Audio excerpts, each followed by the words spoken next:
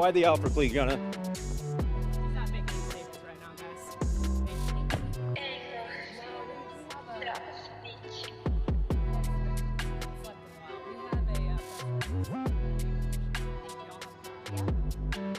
Okay, thank you. The King's back!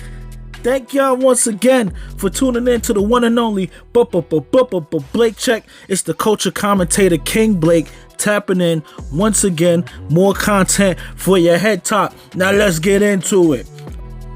Gunna from YSL, Young Thug's protege, has been released from custody, and we are very curious as to how this came to be. Now, anytime somebody gets released from custody, it should be a celebratory thing, right? It should be a thing where people are excited and happy that this person was able to come home and escape the jaws of the law.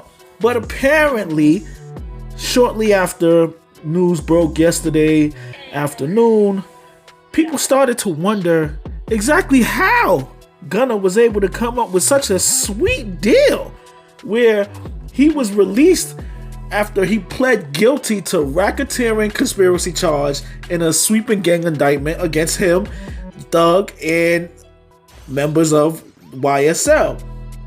Now, he was sentenced to 5 years with 1 served in the prison, the time that he already did, so he got credited for time served. And the 1-year sentence was commuted.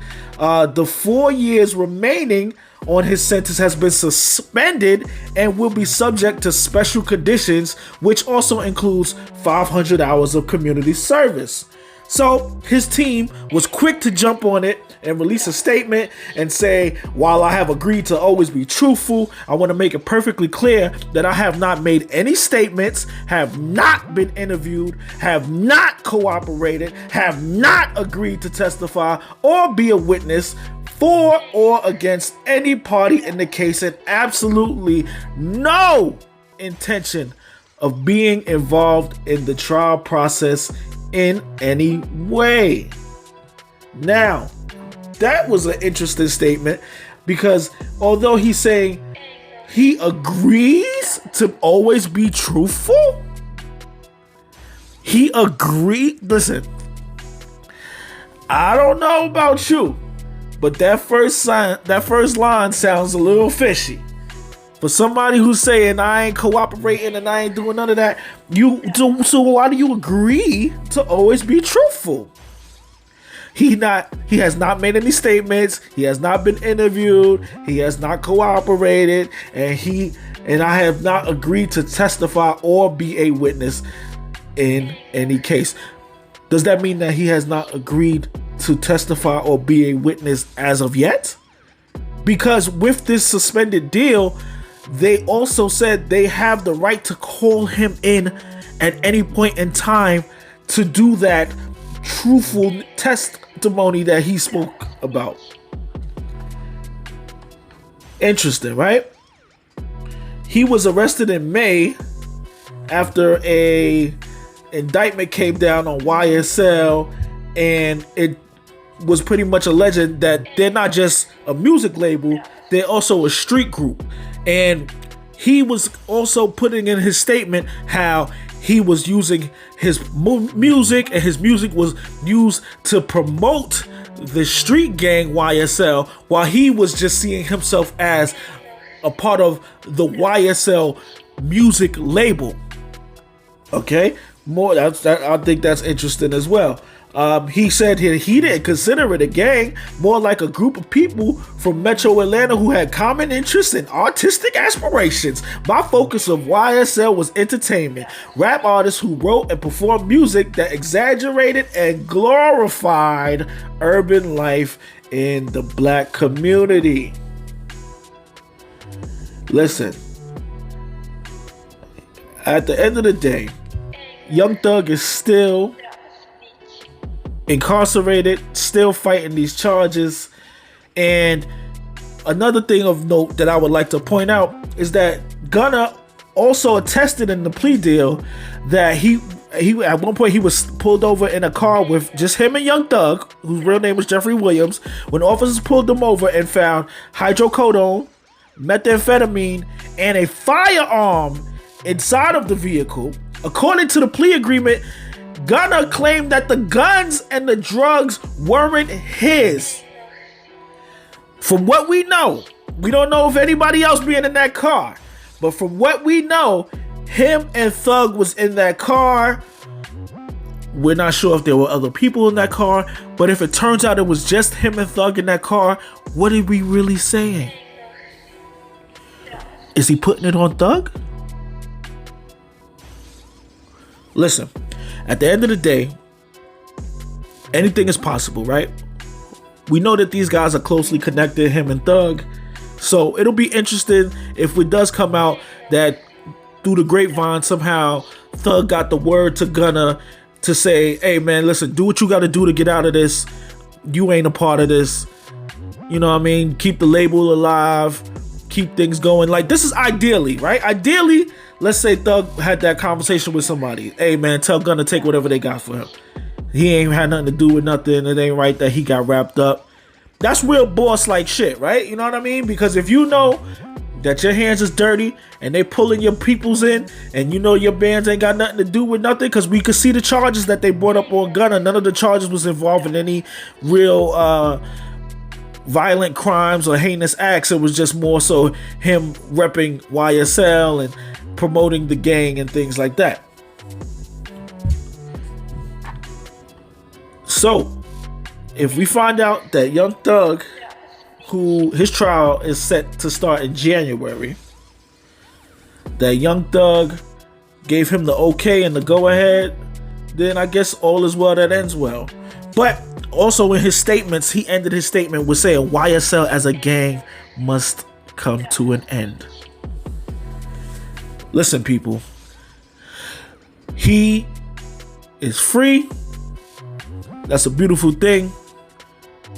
But now the questions began. How did he get free? Did he sing? Interestingly enough, he has the same lawyer negotiate this deal that negotiated T.I.'s deal when he had all of those military-like weapons as a convicted felon and only did a year. A tag and a stain that lingers over T.I.'s head to this day, because people still question how that deal worked itself out, given federal mandatory minimums. So now here we have Gunna with a sweet deal of his own, using the same lawyer, and people are having a lot of questions.